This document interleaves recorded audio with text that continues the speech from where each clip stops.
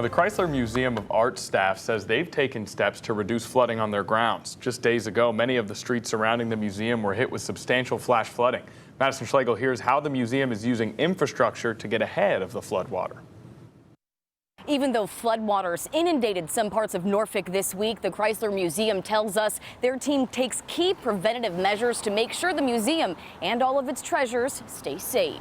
Chrysler Museum of Art's Director of Communications, Ashley Grove Mars, says they're no strangers to flooding. We kind of knew once the rain started coming in, we would see some waters.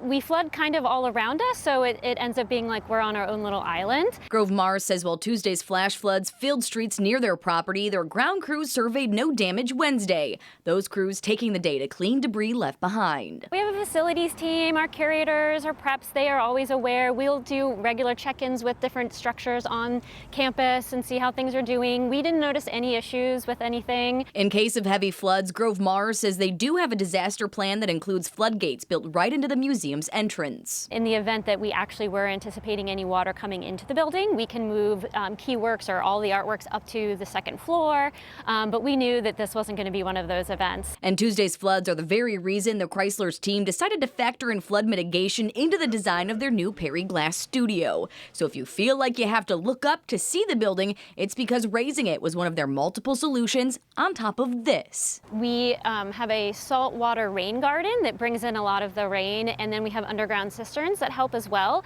So we have all of these things in mind. And while this area does flood, the Chrysler hopes this new infrastructure will keep those floodwaters at bay in the future. In Norfolk, Madison Schlegel, 13 News Now. And the Chrysler Museum of Art also has more information about that Brock Rain Garden on their property on their website.